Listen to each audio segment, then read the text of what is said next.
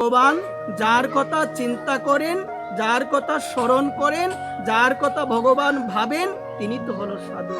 তিনি তো সাধু। আবার বলছেন সাধু হলো যিনি নিত্য অনিত্যের বিচার করে, অনিত্যকে ত্যাগ করে নিত্যকে হৃদয়ে ধারণ করে, তিনি হলো সাধু। নিত্য অনিত্য, অনিত্য হলো সংসার, নিত্য হলো ভগবান। নিত্য কে মা? যার বিনাশ নাই। নিত্যকে বলো, নিত্য হলো ভজন, অনিত্য হলো সংসার। সাধুকে যিনি নিত্য এবং অনিত্যের পার্থক্য করে বিচার করে, অনিত্যকে হৃদয় থেকে দূরে সরিয়ে সেই নিত্য ভগবানকে হৃদয়ে ধারণ করে, তিনি হলো সাধু।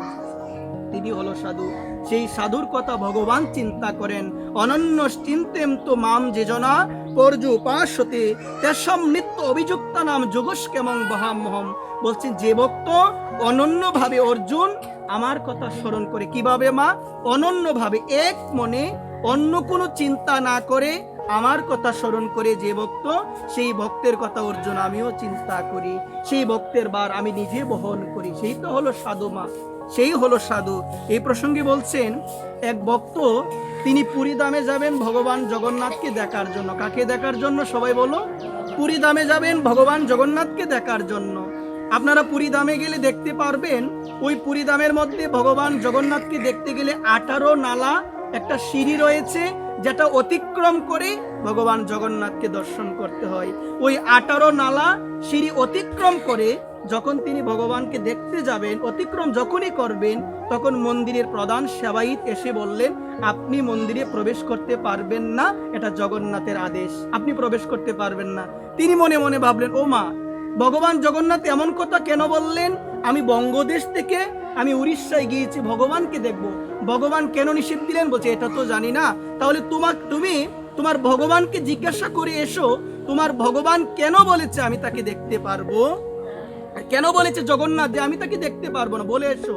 তিনি গেলেন মন্দিরে, মন্দিরে গিয়ে ভগবানকে বললেন, ভগবানকে মনের কথাগুলো বললেন যে ভগবান, ওই ব্যক্তি তো বঙ্গদেশ থেকে এসেছে তোমাকে দেখবে বলে, তাহলে সে মন্দিরে প্রবেশ করতে পারবে না কেন?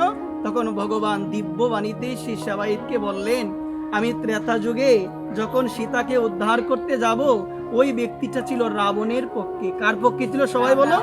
ওই ব্যক্তিটা ছিল রাবণের পক্ষে, এবং সে রাবণের পক্ষে থেকে সে যুদ্ধের মধ্যে কাশি বাজিয়েছে, এই জন্য সে আমায় দেখতে পারবে না। তুমি বলো তাকে চলে যাওয়ার জন্য, তুমি বলো তাকে চলে যাওয়ার জন্য। এ কথা শোনার পরে তিনি এসে বললেন যে আমি এসেছি জিজ্ঞাসা করে। বলছে তোমার প্রভু জগন্নাথ কি বলেছে?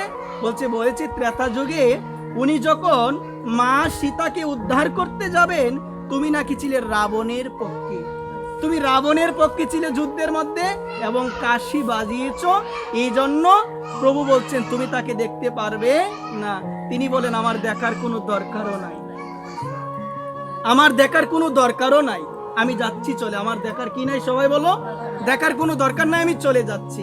এই কথা বলার পরে মা, আমাদের যদি স্বাভাবিকভাবে এই কথা বলা হয় যে আমি অনেক দূর থেকে গেলাম, ওই মন্দিরে প্রবেশ করব, পূজারি এসে বলল প্রভু নাকি নিষেধ দিয়েছে, আমি যেতে পারবো না, শুনলে হৃদয়ে ব্যথা আসবে কিনা, কষ্ট আসবে কিনা? আসবে। উনাকে এসে বললেন তুমি রাবণের পক্ষে ছিলে, এই জন্য তুমি প্রবেশ করতে পারবে না। উনি কি বললেন কষ্ট না পেয়ে? বলছে আমার দেখার দরকারও নাই, আমার দেখার কি নাই? দরকার নাই, চলে যাবেন। তিনি বলেন দাঁড়াও, একটা প্রশ্নের উত্তর দিয়ে দাও। বলছেন স্বাভাবিকভাবে তোমার তো কষ্ট পাওয়ার কথা, তুমি এত দূর থেকে এসেছো জগন্নাথকে দেখবে বলে, এখন জগন্নাথ বলো তুমি দেখতে পারবে না, তাহলে কষ্ট না পেয়ে তুমি আরো বলছো দেখার আমার দরকারও না। কেন বলছো এই কথা?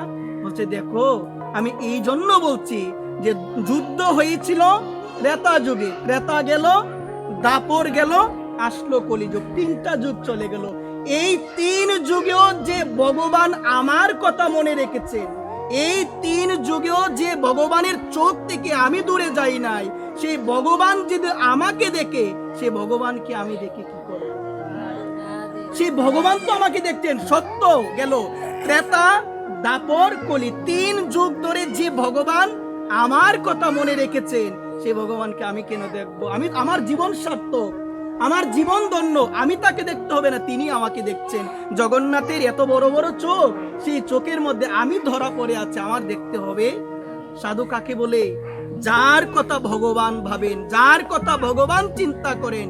কার কথা চিন্তা করবেন? যার হৃদয় যত সরল, যার হৃদয় যত শুদ্ধ। এই জন্য নাম দিলেন আমাদের, আমরা যেন সেই নাম করি। দেখুন অভক্ত বললেন যে প্রভুর চোখে আমি ধরা পড়ে আছি, সেই চোখ আমি ফাঁকি দিতে পারবো না। 3 যুগ ধরে তিনি আমার কথা মনে রেখেছেন, তাকে দেখে আমি কি করব? তিনি হলো সাধু, তিনি হলো ভক্ত, তিনি তো হলো ভগবানের অনন্য ভক্ত। এজন্য মা, আপনাদের সবার চরণে আমি অধম নিবেদন করে বলি, এটাই হলো সাধুর লক্ষণ।